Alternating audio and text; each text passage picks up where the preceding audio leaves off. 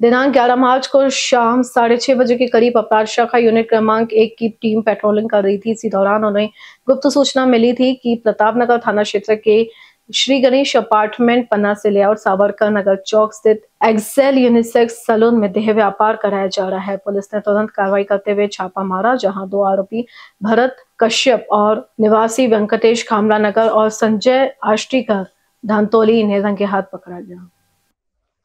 ये दोनों आरोपी आर्थिक लाभ के लिए ग्राहकों को अनैतिक कार्य के लिए स्थान उपलब्ध करा रहे थे और पीड़ित महिलाओं से जबरन देह व्यापार करवा रहे थे।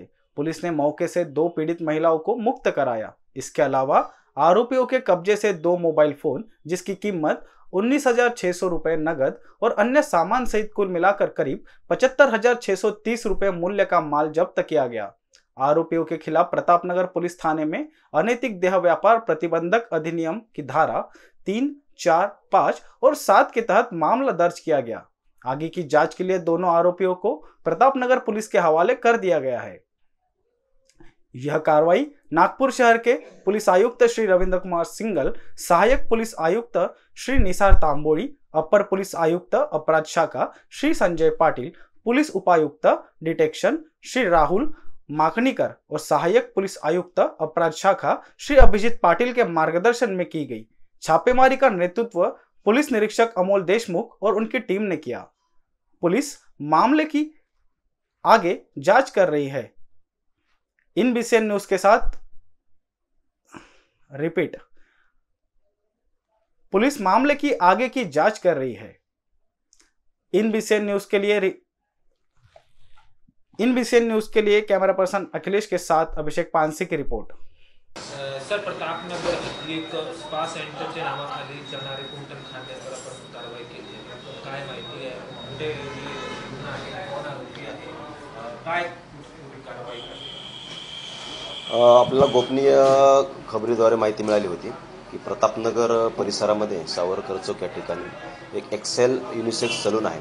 त्या ठिकाणी 2 इसम त्या सलूनमध्ये स्पाच्या नावाखाली 2 महिलांना पैशाचा आमिष दाखवून त्यांच्याकडून देह व्यापार करून त्याच्यामधून आर्थिक फायदा घेत आहेत अशी माहिती मिळाली होती।